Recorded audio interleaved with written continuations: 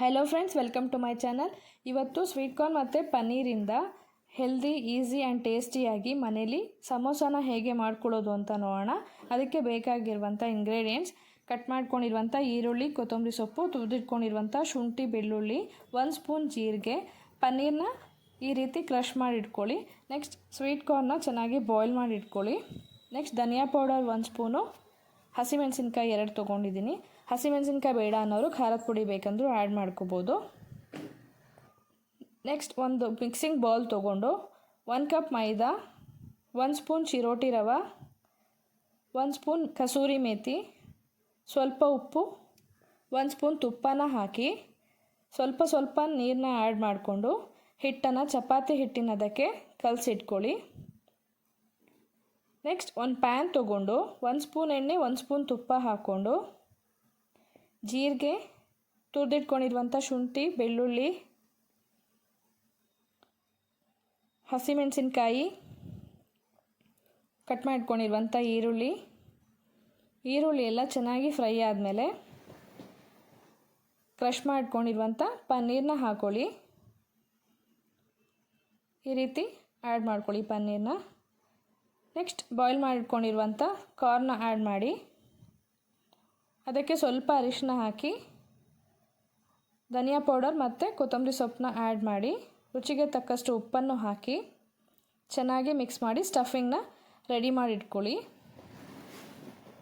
ಚೆನ್ನಾಗಿ ಈ ರೀತಿ ಮಿಕ್ಸ್ ಮಾಡಿಕೊಂಡು ಸ್ಟಫಿಂಗ್ನ ರೆಡಿ ಮಾಡಿ ಇಟ್ಕೊಳ್ಳಿ. ನೆಕ್ಸ್ಟ್ ಹಿಟ್ಟನ್ನು ಈ ರೀತಿ ಚೆನ್ನಾಗಿ ನಾದ್ಕೊಂಡು ಚಿಕ್ಕ ಉಂಡೆಗಳನ್ನಾಗಿ ಮಾಡ್ಕೊಳ್ಳಿ. ಈ ಉಂಡೆಗಳನ್ನೆಲ್ಲ ನೀಟಾಗಿ ಚಪಾತಿ ಥರ ಲಟ್ಟಿಸ್ಕೋಬೇಕು. ಈ ರೀತಿ ಲಟ್ಟಿಸ್ಕೊಂಡು, ಪನ್ನೀರಲ್ಲಿ ಕ್ಯಾಲ್ಶಿಯಂ ತುಂಬಾ ರಿಚ್ ಆಗಿರುತ್ತೆ, ಮಕ್ಕಳಿಗೆಲ್ಲ ತುಂಬಾ ಒಳ್ಳೆಯದು. ನೆಕ್ಸ್ಟ್ ಲಟ್ಟಿಸ್ಕೊಂಡಾದಮೇಲೆ ಈ ರೀತಿ ಅರ್ಧ ಕಟ್ ಮಾಡಿಕೊಂಡು ಎಡ್ಜಸ್ಗೆಲ್ಲ ನೀರನ್ನು ಅಪ್ಲೈ ಮಾಡಿಕೊಂಡು ಈ ರೀತಿ ಬೌಲ್ ಶೇಪಲ್ಲಿ ರೆಡಿ ಮಾಡ್ಕೊಳ್ಳಿ. ಈ ರೀತಿ ಬೌಲ್ ಶೇಪಲ್ಲಿ ರೆಡಿ ಮಾಡಿಟ್ಕೊಳ್ಳಿ. ಸ್ವೀಟ್ ಕಾರ್ನಲ್ಲಿ ಫೈಬರು, ವಿಟಮಿನ್ ಎ, ಬಿ ಎಲ್ಲ ತುಂಬಾ ರಿಚ್ ಆಗಿರುತ್ತೆ, ತುಂಬಾ ಒಳ್ಳೆಯದು ಹೆಲ್ತಿಗೆ. ನೆಕ್ಸ್ಟ್ ಈ ರೀತಿ ಸ್ಟಫಿಂಗ್ನ ಫಿಲ್ ಮಾಡಿಕೊಂಡು ಒಂದೊಂದಾಗಿ ಸಮೋಸಾನ ರೆಡಿ ಮಾಡಿಟ್ಕೊಳ್ಳಿ. ಸ್ಟಫಿಂಗ್ನ ಫಿಲ್ ಮಾಡಿಕೊಂಡು ಈವ್ನಿಂಗ್ ಟೈಮಲ್ಲಿ ಔಟ್ಸೈಡಿಂದ ಮಕ್ಕಳಿಗೆ ಸ್ನ್ಯಾಕ್ಸ್ ತಂದುಕೊಡೋ ಬದಲು ಮನೇಲಿ ಈಸಿಯಾಗಿ ಮಾಡ್ಕೊಳ್ಳೋಂಥ ರೆಸಿಪಿ ಇದು. ತುಂಬ ಬೇಗನೆ ಆಗೋಗ್ಬಿಡುತ್ತೆ ಫ್ರೆಂಡ್ಸ್, ತುಂಬ ಟೈಮ್ ತೊಗೊಳ್ಳಲ್ಲ ಇದು. ಈ ರೀತಿ ಎಲ್ಲ ಒಂದೊಂದಾಗಿ ನೀಟಾಗಿ ಫಿಲ್ ಮಾಡಿ ಇಟ್ಕೊಳ್ಳಿ. ತುಂಬ ಟೇಸ್ಟಿಯಾಗಿ ಬರುತ್ತೆ. ಮನೇಲಿ ಒಂದ್ಸರಿ ಟ್ರೈ ಮಾಡಿ ಹೇಗೆ ಬಂತು ಅಂತ ಕಮೆಂಟ್ ಮಾಡಿ ತಿಳಿಸಿ ಫ್ರೆಂಡ್ಸ್. ಸ್ಟ್ರೀಟ್ ಸೈಡಲ್ಲಿ ಸಿಗೋ ಸಮೋಸಾಗಿಂತ ತುಂಬ ಟೇಸ್ಟಿಯಾಗಿ ಬರುತ್ತೆ ಫ್ರೆಂಡ್ಸ್. ತುಂಬ ಹೆಲ್ದಿ ಕೂಡ, ಮನೇಲಿ ಟೇಸ್ಟಿಯಾಗಿ ಹೈಜೆನಿಕ್ಕಾಗಿ ನಾವು ಮಾಡ್ಕೋಬೋದು. ಈ ರೀತಿ ಎಲ್ಲ ಸಮೋಸನೂ ready ಮಾಡಿಟ್ಕೊಳ್ಳಿ.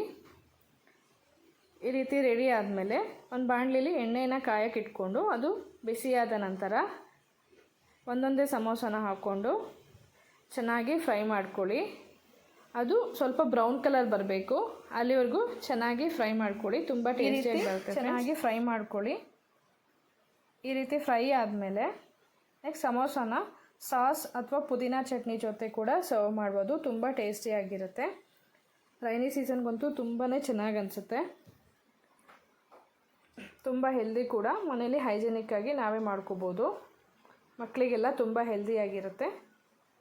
Thank you for watching.